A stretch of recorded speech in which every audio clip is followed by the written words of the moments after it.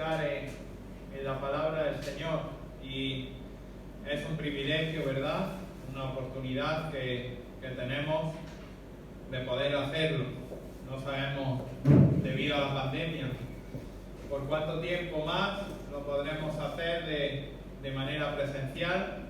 Estamos de nuevo viviendo tiempos difíciles en nuestra sociedad y de alguna manera también de manera individual. Hablábamos antes de empezar el culto de que realmente no hay esa alegría que había en otras ocasiones. La gente está triste, pero como el Señor nos recuerda en su palabra, nuestra vida está escondida en sus manos, ¿verdad? Colosenses capítulo 3, versículo 1. Y yo en esta mañana traigo buenas noticias. Son noticias que aparecen en la palabra del Señor y que son buenas noticias. Es un texto que es difícil de predicar, es un texto difícil de entender, que aparece ahí como, por así decirlo, metido entre alfileres, como se suele decir en la carta a los Gálatas, y que se lo decía a Jacob, digo, lo mismo lo salto y nadie se dará cuenta, pero bueno, he querido ser fiel y es palabra del Señor, palabra inspirada por Dios, y Pablo fue movido a escritura. Y verdaderamente en este texto que vamos a estudiar en esta mañana, vamos a sacar una conclusión que nos tiene que llenar de alegría. En medio de este cierto desánimo, en medio de este cierto enfriamiento que hay, porque la gente muchas veces se desanima, la palabra del Señor deja de ser una prioridad y queremos, por así decirlo, evadirnos, pues la palabra del Señor nos reafirma, nos llena y nos llena de gozo. Estuvimos el viernes pasado escuchando a Juan en el Salmo 34, un salmo de esperanza en medio de la angustia, y en esta mañana vamos a estar en Gálatas capítulo 4 y vamos a estudiar desde el versículo 21 hasta el capítulo 5, el versículo 1, ya que pertenece a la misma sección. Y en vuestras Biblias se titula Alegoría de Sara y Agar, y ahora vamos a meditar en ello. Dice la palabra del Señor: decidme, los que queréis estar bajo la ley, ¿no habéis oído la ley? Porque está escrito que Abraham tuvo dos hijos, uno de la esclava, el otro de la libre. Pero el de la esclava nació según la carne, mas el de la libre por la promesa, lo cual es una alegoría.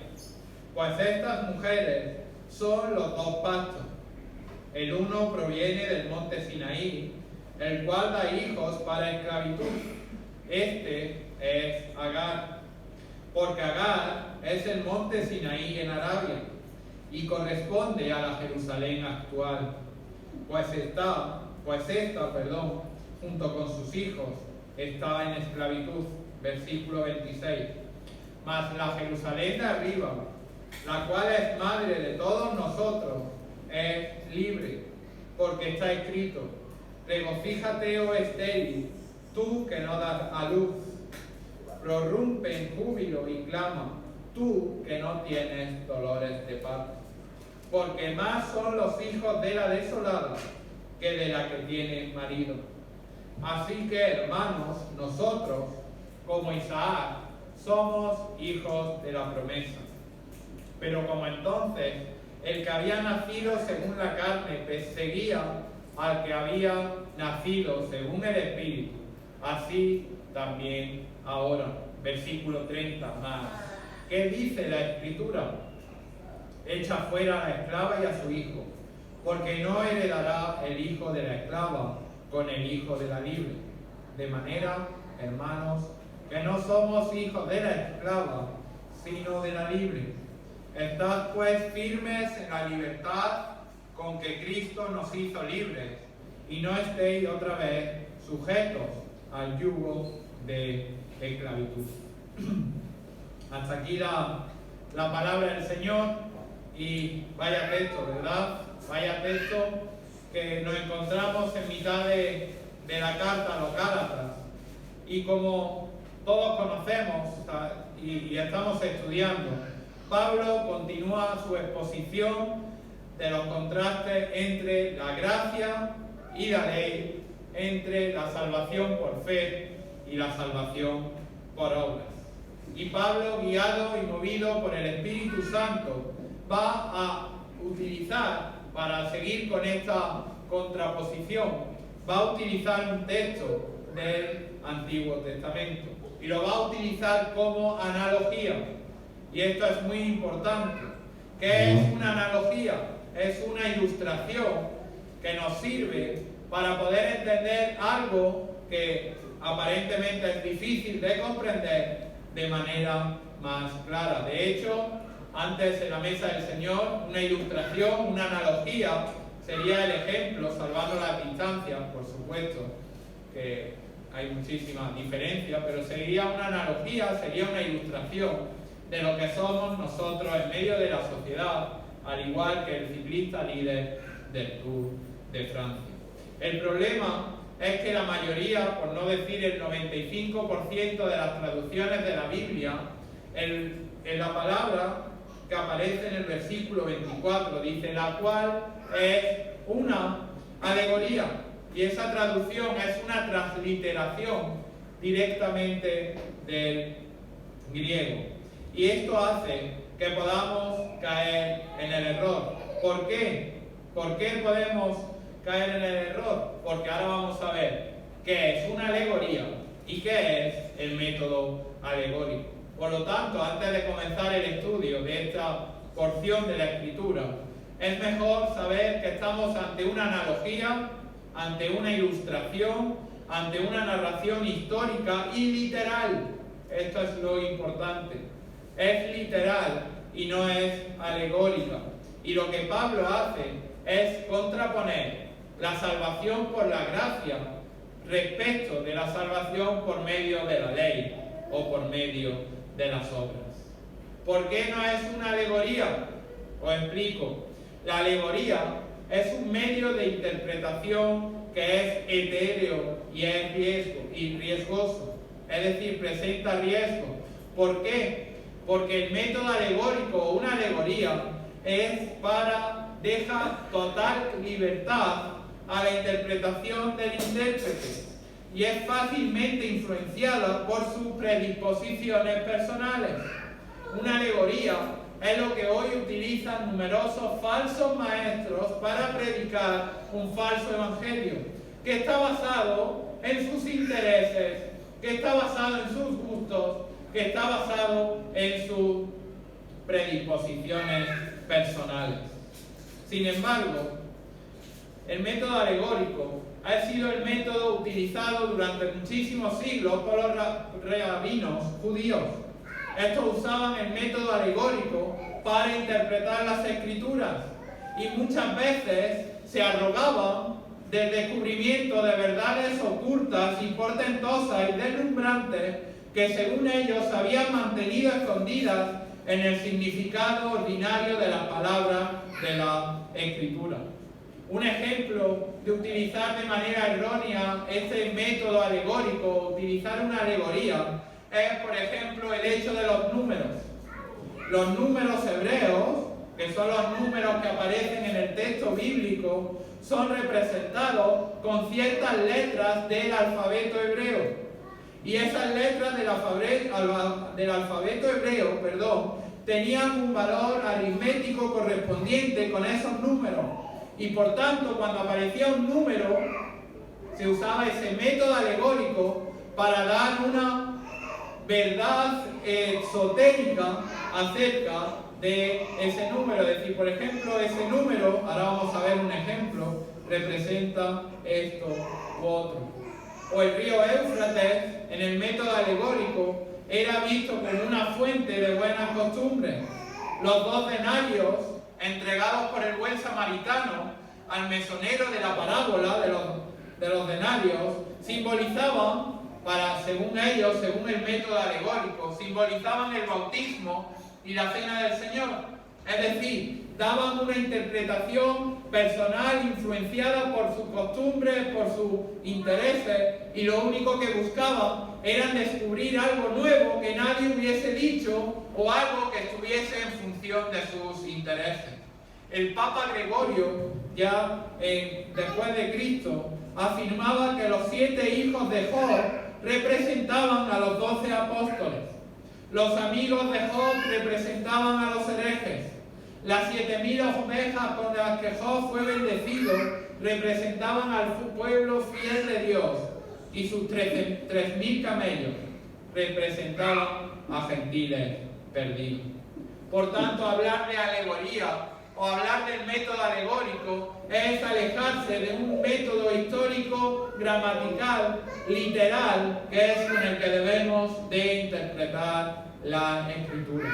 El método alegórico es una caja de Pandora que usan falsos maestros en el siglo I hasta en el siglo XXI para expresar supuestamente un pensamiento o una enseñanza que nadie hasta ahora había descubierto, o como he dicho anteriormente, que estaba o que abogaba por algo conforme a sus intereses, o ignorando el significado literal e histórico de las Escrituras.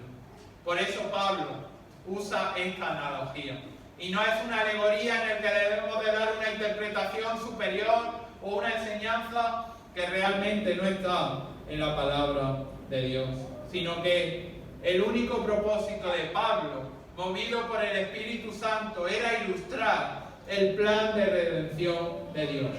Era hacerles ver cómo Dios nos salva, comparando la salvación por obras respecto de la salvación por gracia. Y por eso empieza: decidme los que queréis estar bajo la ley, ¿no habéis oído la ley? Y aunque muchas veces en el Nuevo Testamento se usa la ley para referirse a toda la porción de la Escritura que comprende el Antiguo Testamento, en este caso Pablo se refería de manera específica a los 5 primeros libros conocidos con el nombre del Pentateuco, escrito por Moisés. Y lo que le estaba diciendo es que queréis estar bajo la ley. ¿Qué dice la ley?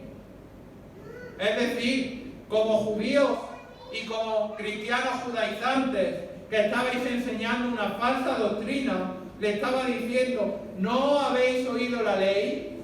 Es decir, ¿no sabéis lo que dice la ley? ¿Queréis saber lo que dice la ley en realidad? Porque Pablo estaba advirtiendo que las prácticas legalistas estaban realmente alejándose de la palabra de Dios. De hecho, el mismo Señor Jesucristo, y lo hemos estudiado en el Sermón del Monte, cuando se dirige a los escribas y fariseos, decía que nunca una persona podía entrar en el reino de los cielos, ¿verdad? Y todo el Sermón del Monte, como nos hizo ver Jesús, era mostrar que ninguna persona por sí mismo podía cumplir con sus propias fuerzas las demandas santas de la ley. Por tanto, le está diciendo: ¿queréis saber lo que dice la ley? Esto dice la ley. Y por eso vamos a ver un primer punto que va a estar en los versículos 22 y 23, donde vamos a ver el trasfondo histórico. Luego, posteriormente, vamos a ver la interpretación de esta ilustración. Y finalmente, vamos a terminar con la aplicación personal. Y en primer lugar, el trasfondo histórico, dice la palabra del Señor, porque está escrito, versículo 22, que Abraham tuvo 2 hijos. Uno de la esclava, el otro de la libre. Pero el de la esclava nació según la carne, más el de la libre por la promesa. Y estas palabras para los judíos y para los cristianos que se encontraban en las iglesias de Galacia eran palabras que eran conocidas por ellos. ¿Por qué? Porque para todos los que leyeron la carta, el ancestro, su antepasado Abraham, fue el progenitor de toda la raza hebrea. era en su ascendencia racial desde Abraham, porque se consideraban hijos de Abraham. Los judíos del tiempo de Pablo confiaban en su salvación. Ellos no creían que eran salvos por la gracia de Dios, sino que eran salvos simplemente por ser hijos de Abraham.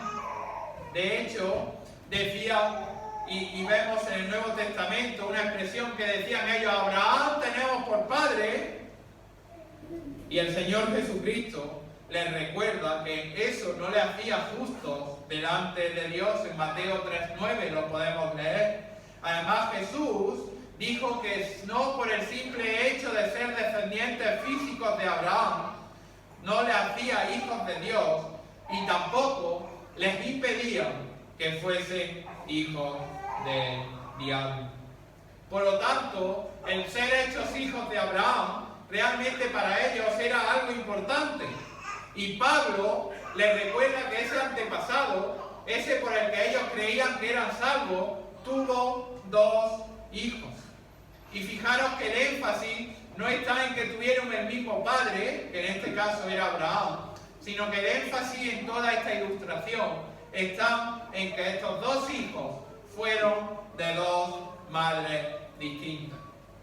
Todos conocemos que una de ellas, una de las madres, fue esclava y la otra, Sara, fue libre. Sabemos que la hija, y lo hemos estudiado también en el estudio bíblico, que el hijo de la esclava fue Ismael, su madre se llamaba Agar y era una esclava egipcia de Sara, y que el segundo fue Isaac, que era el hijo de la madre libre, que era Sara. Por lo tanto, Pablo comienza a distinguir entre ambos hijos, comienza a distinguir entre el hijo de la esclava, Ismael, y el hijo de la libre, que era Isaac. Y dice lo siguiente, fijaros en el versículo 23, pero el de la esclava nació según la carne, más el de la libre por la promesa. Y todos conocemos la historia, ¿verdad?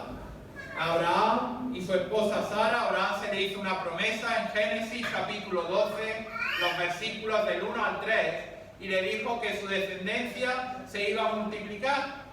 Y sucedía que Abraham y Sara estaban ya en la edad de los 80 años. De hecho, 86 años tenía Abraham, 76 años tenía Sara. Y Abraham temió que toda su herencia, en lugar de ser para alguno de sus hijos, iba a ser para su mayordomo, que se conocía como Eliezer.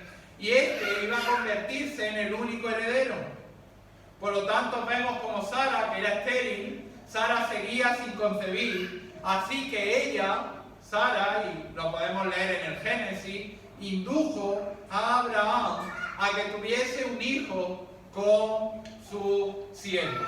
Y esta sierva, como todos sabemos, era Agar. Y el nacimiento de ese hijo, cuyo nombre repetido fue Ismael, fue según la carne, ¿verdad? Fue según la carne, no porque haya sido a causa del artificio, no porque haya sido físico, que realmente fue así, sino que fue a causa del artificio humano con que Sara concibió.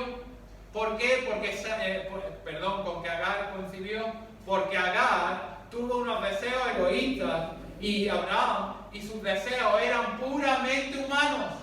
Él quería un hijo para dejarle la herencia y para que realmente esa promesa que Dios le había hecho años atrás, según él pensaba, fuese una realidad. Por otro lado, la historia continúa y sabéis que se narra el nacimiento de Isaac, el nacimiento del hijo de Sara, a quien Dios le había hecho la promesa.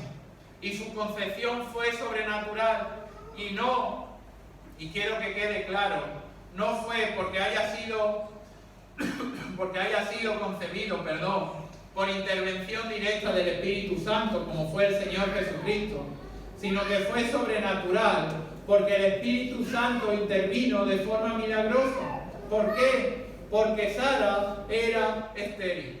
porque Sara tenía ya una edad avanzada, porque ya no tenía la edad propicia para tener hijos, y sin embargo, Dios en su voluntad permitió que Sara tuviese un hijo.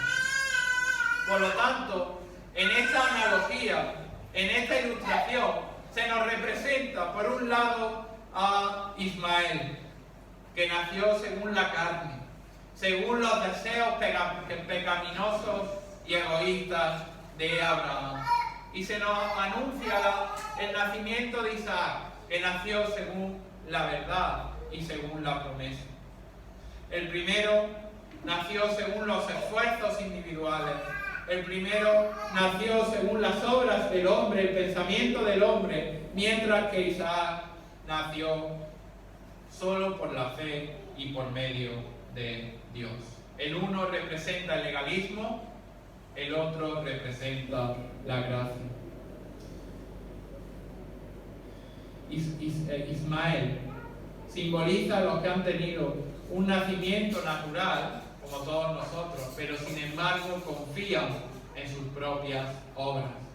Isaac simboliza no solamente a los que han nacido naturalmente, sino a los que han nacido espiritualmente, porque han confiado en la obra de Cristo.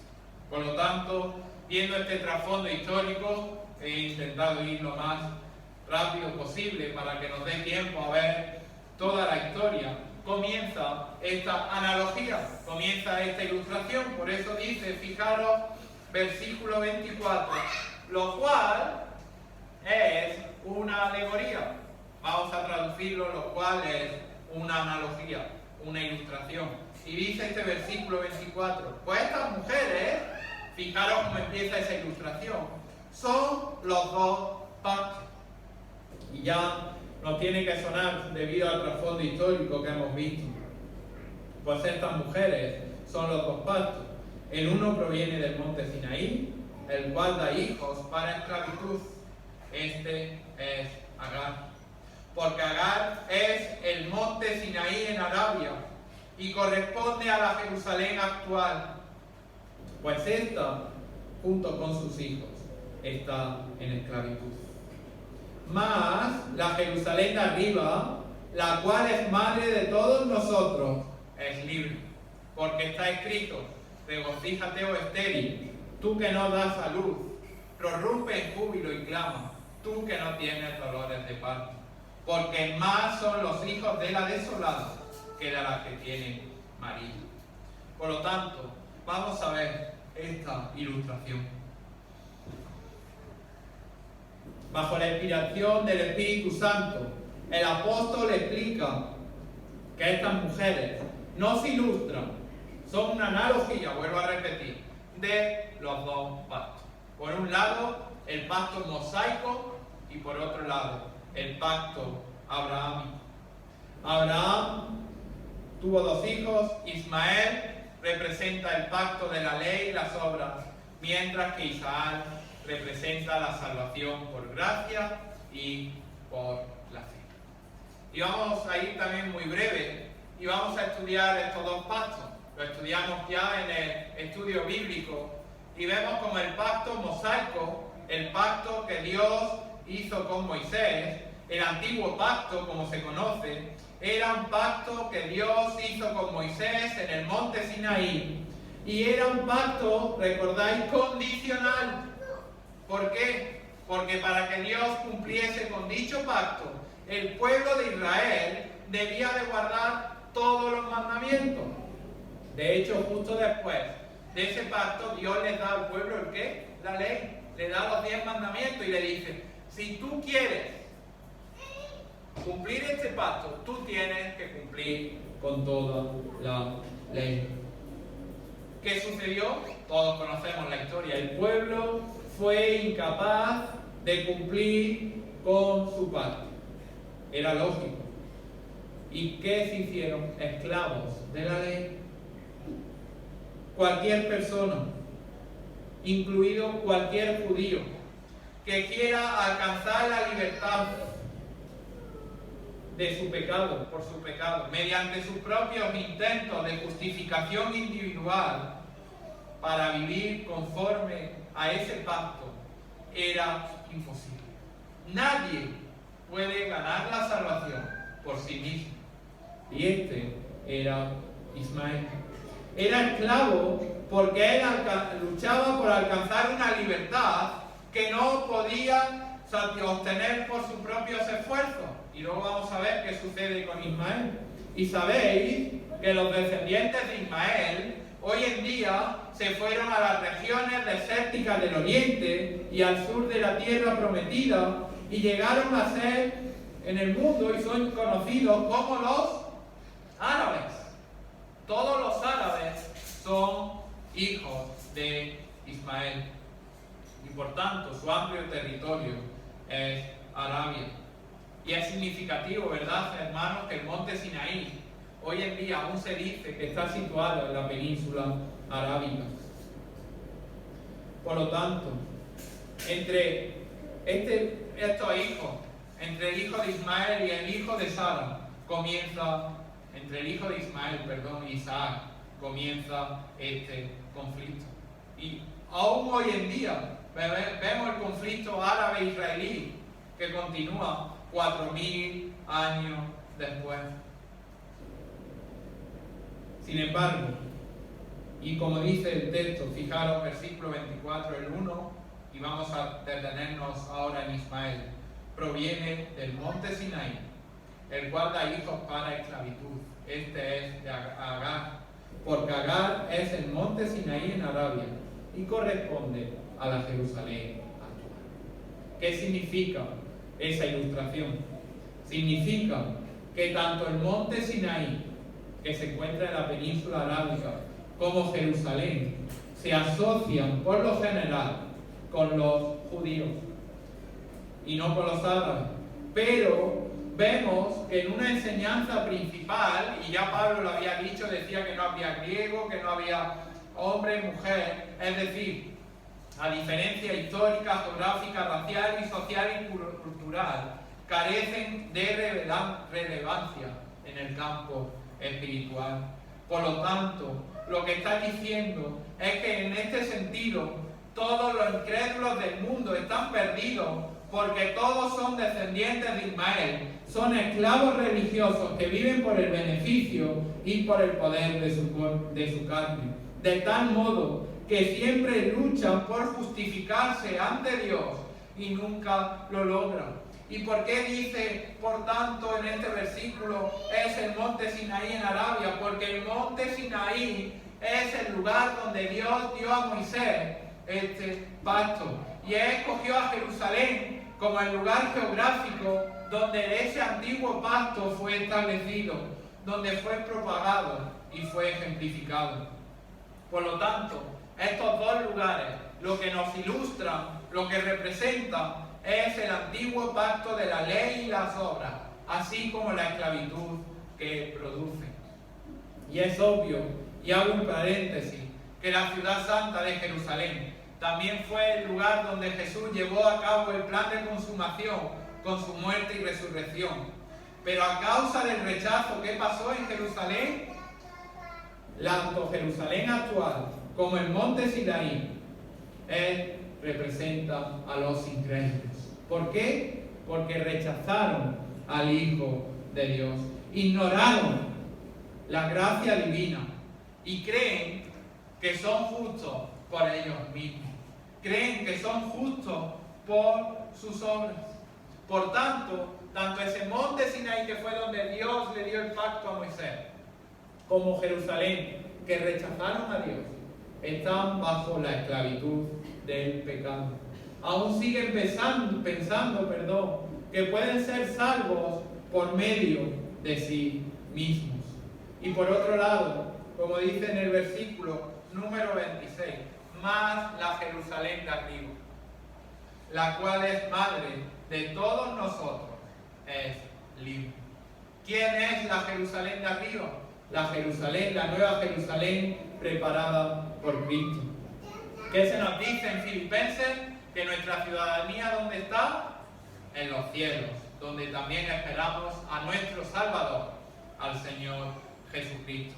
Por lo tanto, aquellos que hemos sido redimidos, aquellos que hemos nacido espiritualmente y hemos confiado en la gracia de Dios. No estamos en esa Jerusalén terrenal, no estamos en ese monte Sinaí, confiando en nuestras fuerzas, sino que pertenecemos a la Jerusalén celestial, a la Jerusalén de arriba, donde somos libres de la ley, donde somos libres de las obras, donde ya no estamos en la esclavitud del pecado, ni vivimos satisfaciendo los deseos de la carne. Somos libres, no como los habitantes de la Jerusalén actual, sino que somos libres para hacer lo que agrada a Dios. Y un día dice la palabra del Señor en Apocalipsis, capítulo 21 y 22, que esa Jerusalén celestial que va a pasar, va a descender aquí, va a eliminar a la Jerusalén actual y vamos a vivir todos aquellos que hemos nacido de nuevo. Todos los que nacen de lo alto, que han ascendido espiritualmente a los lugares celestiales. Por lo tanto, bajo esta promesa, se nos está diciendo, por tanto, fijaros cuál es la consecuencia. Siguiente versículo, regocíjate, regocíjate, porque nosotros somos hijos de la gracia. Porque hemos sido salvos por la obra perfecta de Cristo. Y ya no vivimos en esa esclavitud, ya no vivimos en esa Jerusalén terrenal, que lo único que busca es salvarse con sus propias fuerzas. Ya no dependemos de las obras de la ley, sino que dependemos de la gracia de Cristo. Por lo tanto, dice, regocíjate, oh estéril, tú que no das a luz, prorrumpe en júbilo y clama, tú que no tienes dolores de parto, porque más son los hijos de la desolada que de la que tiene marido.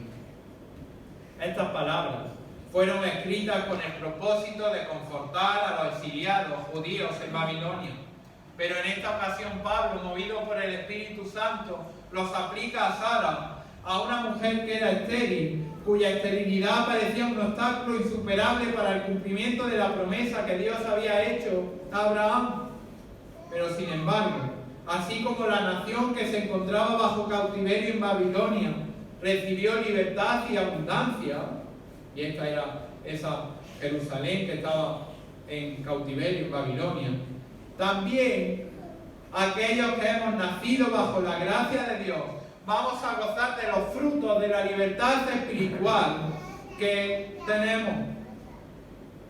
Por tanto, el Señor Jesucristo, cuando murió en la cruz del Calvario, cuando fue crucificado y cuando resucitó al tercer día, nos libró de esa cautividad espiritual y nos llevó a la libertad en la Nueva Jerusalén.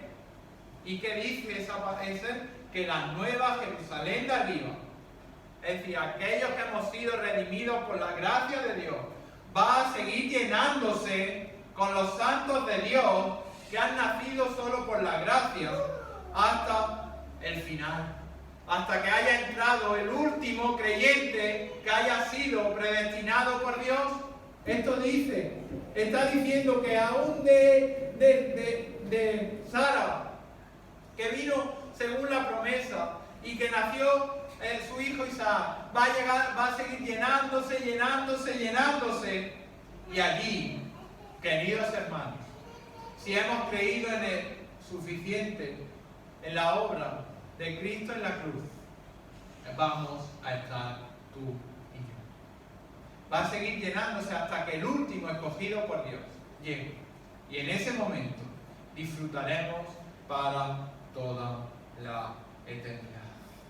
Por lo tanto, vamos a ver, como aquellos que vivimos en esa nueva Jerusalén, vamos a dar fruto espiritual. Finalmente, termina ese versículo 28 hasta el 1 del capítulo 5 con una aplicación personal. Y dice, así que, ya termino, queridos hermanos. Hermanos, nosotros como Isaac somos hijos de la promesa. Pero como entonces el que había nacido según la carne perseguía al que había nacido según el Espíritu, así también ahora. Que es cierto, ¿verdad? Mas, ¿qué dice la Escritura? Echa fuera a la esclava y a su hijo, porque no heredará el hijo de la esclava con el hijo de la libre. De manera, hermanos, que no somos hijos de la esclava, sino de la libre. Estad pues firmes en la libertad con que Cristo nos hizo libres, y no estéis otra vez sujetos al yugo de la esclavitud. Y Pablo se está dirigiendo a estos creyentes en Galacia, y se está dirigiendo a ti y a mí, porque dice que somos los hijos de la promesa. Todo creyente que como Isaac es concebido de forma sobrenatural y nace de manera milagrosa, somos hechos hijos de la promesa. Nosotros hemos nacido de nuevo cuando estábamos muertos en nuestros delitos y pecados, de manera milagrosa y solamente por la intervención sobrenatural de Cristo. Por lo tanto, vamos a ver que los que empiezan a caer en la trampa de estos falsos maestros, de este legalismo que abandonan el Evangelio, creen que han sido hechos hijos de Dios por su esfuerzo. Creen que se merecen ser hechos hijos de Dios. Y no le dan toda la gloria y todo el poder y toda la bondad a Cristo, sino que predican un evangelio que es antropocéntrico, que está basado en el hombre, donde es más importante el predicador, el orador, las habilidades que tenga, que el mensaje que lleva. Y el único mensaje es el mensaje de la salvación por Cristo. El mensaje del poder soberano de Dios en darnos una salvación. Por tanto, tengamos cuidado con estos falsos maestros. Al igual que en ese tiempo, fijaros que le dice a los Gálatas: así como hermanos nosotros, como Isaac, como hijos de la promesa, pero como entonces el que había nacido según la carne perseguía al que había nacido según el Espíritu. Y lo único que podemos esperar, si queremos permanecer firmes en el Evangelio del Señor Jesucristo, es persecución. Es persecución no solamente por aquellos incrédulos, sino también por creyentes o pseudo creyentes que realmente predican un evangelio que está centrado en el hombre y por tanto no es evangelio, que predica una falsa enseñanza. De hecho, todos sabéis que Abraham hizo una fiesta para celebrar que Isaac se había destetado. ¿Y qué hizo Ismael? Se burló de Isaac, porque detestaba muchísimo a Isaac, al igual que Agar, como dice también la historia, odiaba a Sara. Por lo tanto, vamos a tener oposición. No van a querer que se predique el verdadero evangelio. Todos los que se aferran a una falsa salvación por obras y confían en sus propios méritos aborrecen a los que proclaman la salvación por la gracia de Dios sin obras humanas. Aquellos que han confiado en Dios han sido perseguidos. Aquellos que confiamos en Dios vamos a ser perseguidos. ¿Por quiénes? Por aquellos que confían en sí mismos y en su propia fuerza. Los creyentes verdaderos siempre han sido maltratados y oprimidos por la gente religiosa, más que por ateos incluso. El sistema religioso falso que aparece en Apocalipsis 17:6 dice que se embriaga con la sangre de los santos. Por lo tanto, nos espera persecución. Nos espera que realmente nos contraponga el verdadero evangelio y nuestras verdaderas ideas a lo que ellos dicen. Pero ¿qué dice? Que aquellos que hemos perseverado, aquellos que nos permanecemos firmes a la gracia de Dios, vamos a recibir una herencia. Una herencia que ellos nunca van a tener. Los que nos persiguen, aquellos que proclaman falso evangelio, aquellos que no quieren el evangelio de Cristo, van a ser perseguidos y van a ser destruidos y van a recibir una herencia de condenación eterna en el infierno. Al igual que Sara, ¿qué hizo? Echó a Agar, a Ismael de la casa de Abraham. Finalmente, queridos hermanos, vivamos fieles a Dios. Nos lo dice la Escritura.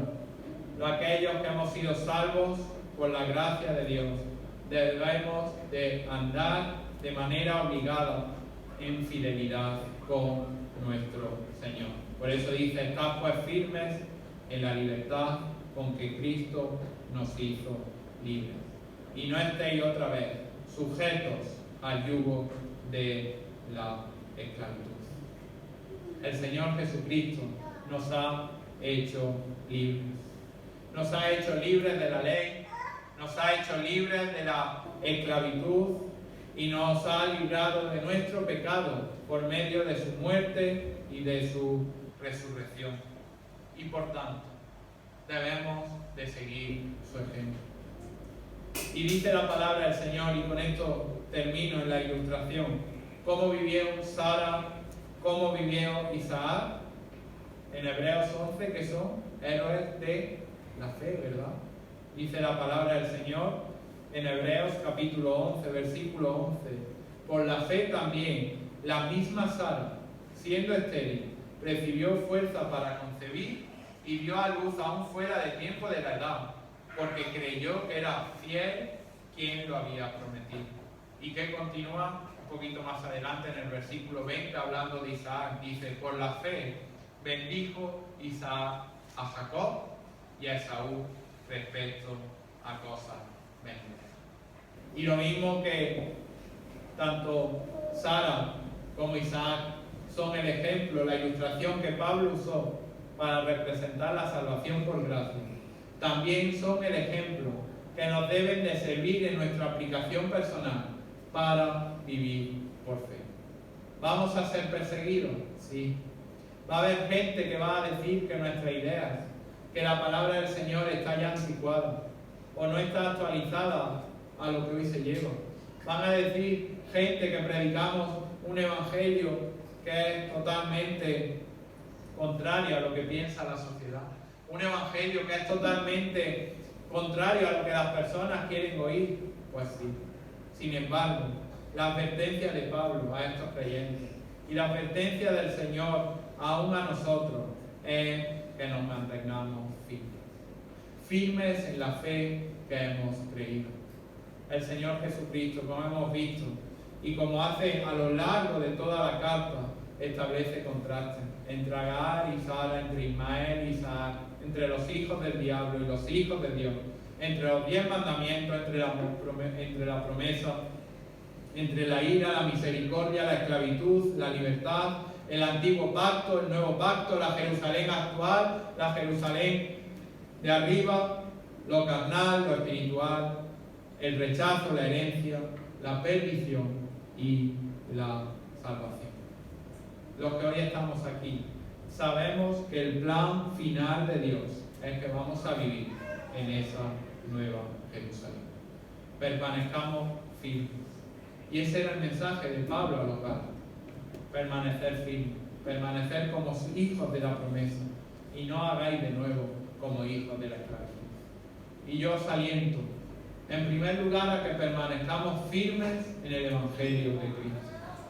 Aunque escuchemos un Evangelio diferente, un Evangelio que puede resultarnos atractivo a nuestros oídos, que puede seducirnos, si no es el Evangelio que aparece en la palabra de Dios, alejémonos de él.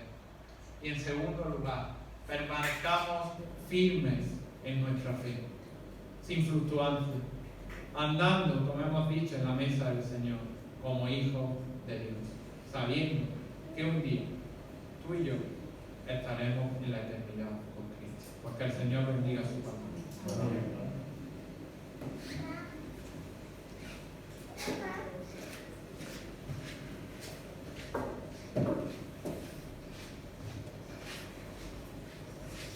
Bueno, pues ya para terminar, damos gracias al Señor por las palabras que ha puesto en Samuel y que nos ayuden cada uno a reflexionar, y cada uno en esta semana que comienza, que sea nuestra prioridad